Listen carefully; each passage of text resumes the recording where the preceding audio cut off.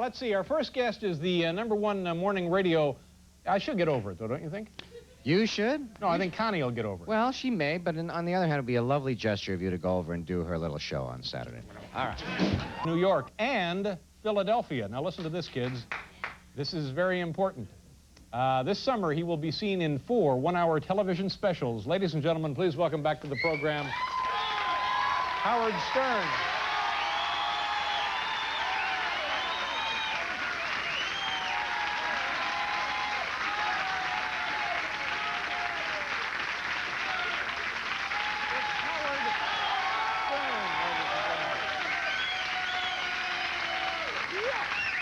Howard, how you doing? This is my look. Yeah, I'm excited to be back here, Dave. I get a little paranoid. I don't hear from you for like a year. Well, maybe I did something wrong. Maybe. You can't be on every night. You have your own show. That's true. And you. But there are certain people who are on. I've made a study of this. Who are on a lot more than I am. Yeah. And why do you think that might be? Dr. Ruth. She hasn't been on in a long time. Because I think we've all had it with Dr. Ruth, haven't we? There are certain people that, after a while, and you get embarrassed when she talks about... She hasn't been on in 6 years. You really... Really, is that true? She has a private practice in Geneva now. She doesn't she says penis, Dave goes nuts. And I go, wait a second, this is a grown man. I'm not buying it anymore. But Dr. Ruth gets more time than me. Then you got Marv Albert. And sports clips. What's left? Yeah. Well, no, we want as much of Marv in the sports clip. You want Marv? Oh, yeah. More than me. Yeah. And Marv has never said, to his credit, never said penis. Yeah, that's true. Hasn't shocked anybody. That's why I like Marv, too. And the other one I question is Terry Garr. Terry Garr, another excellent guest. Yeah, I said either she's dating Dave or something. Something's up there. I don't see why. I should be so lucky. Really? Oh, yeah. She's a lovely woman. Right. Yeah. Well, anyway, everything's good. And, listen, Mrs. David Letterman should be in prison for the rest of her life. What do we need? We need more of a sign from her or what? Yeah. Come to court with me. Now, Howard... I can't stand her. So, let's talk a little bit about your... She looks cute up close, though, Dave. Her? She looks cute up close. You know this I woman? dated her for 3 years. I'm looking like, oh, God, all these women embarrassing me. No, I don't know her, but she's clearly a loon, and she'll be locked up for the next 50 years. They're going to give her a psychiatric examination. We're going to figure out if there's something wrong with her. There's something wrong with her, all right. How's the material she writes? That's what I want to know. Anyway, So let's go back. Now, your show, for people who don't live in the Northeast, your show is in New York right here. That's right. Also Philadelphia and Washington. And I understand now you're not only #1 here in New York, also in Philadelphia. Dave, there's a lot of excitement going on. Well, you can feel it. All of New York and Philly. I don't want to brag, Dave.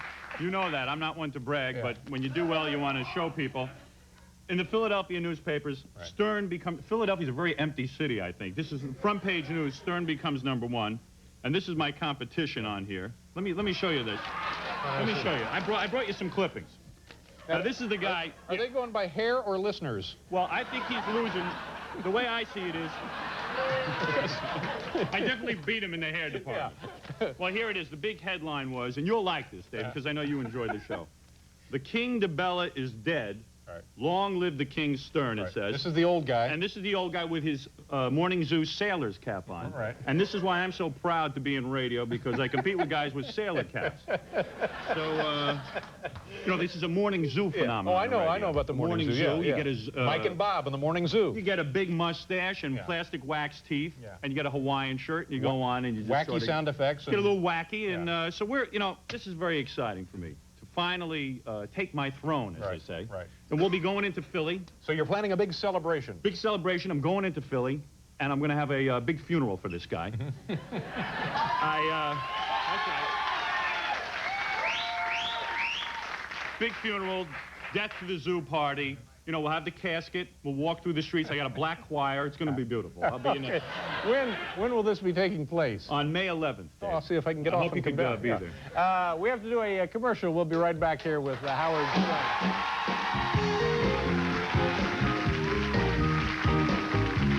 If you want me to sound good, I'm going to tell you it's MCA syndication. If you want to know the truth, it's Channel 9 in New York. Okay. I mean, Channel 9 in New York. I don't want to say that too loud. But I've been talking to a lot of people about television, Dave. I've been nervous. I'm nervous about going to television. You've dabbled in television. dabbled in television. Flirted with I television. got burned. The last time I got burned, I never actually got on television. I signed a deal with the Fox Television Network, as you remember. You could do a nightly half-hour, kind of a game show kind of deal, right? Game show, Right. I think I'd be good at that. I think I got the right look. A lot of people are very comfortable with that. No, I'm going to do a once-a-week show, Dave. Right. And I'm not sure what it's going to be yet. But Hour- you know, hour I'll long. pack it with lesbians, Dave, as you know. Lesbians. There'll be a lot of lesbians. Have you had creative meetings with the Fox people? We've come up with the lesbian. No, not the Fox people. We've dumped the Fox Oh, this people. is not Fox. I'm sorry. What happened with Fox is Fox never got on the air. And you know the real story. Why? You were a guest with somebody, and you were a guest with Joan on Joan Rivers' show.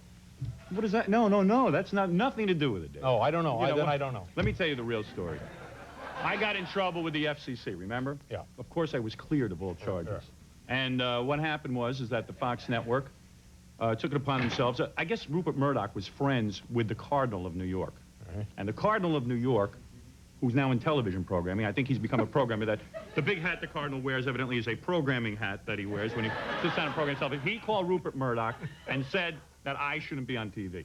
Really? How could you do business with this man? Take him off. Yeah. So I never got to be on television. All your life, Howard, it's been a struggle. It's always been a struggle, and I can't understand You've why. always had to fight, but Yeah. you've persevered, and I'm sure that this thing will probably, I hope, if this one doesn't work, you know there will be another one that will. Yeah, absolutely. Absolutely. So I'm excited about television. We're going to do some weird stuff. I'll just talk. Right. You know, when I talk, people seem to listen. They Right. seem to like what I'm talking about. Somehow I tapped into whatever society likes to hear. It just seems I talk and I get high ratings. All right. That's pretty much what we do on the radio show. But that's radio, and people can listen in their cars while they're stuck in traffic. I'm not worried about it, but it'll be visual.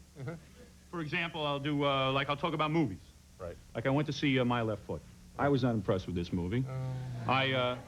No, wait a second. Let me talk about My Left Foot. You don't want me to talk about My No, Left Foot? go ahead. Let's All see right, what well, you My can- Left Foot. What you can do They made a with big this. deal about a guy who could do things with his left foot. Dave, so what I did on my radio show is I said I could do the same things with my left foot. I want to see how it is, having never done this. I can play guitar with my left foot. I can comb my hair with my left foot. So I said to your producer back there, I said, here, give me a comb. I'll comb Dave's hair with my left foot. Oh, I don't think so, no. Let me show you something. Let me show you something, Dave. Let me show you. I'm not impressed. I'm not impressed. Wait. Now watch this. Now, Dave.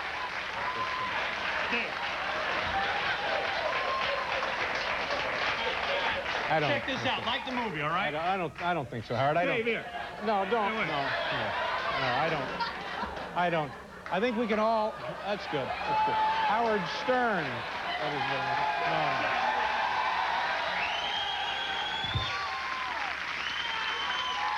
Be right back.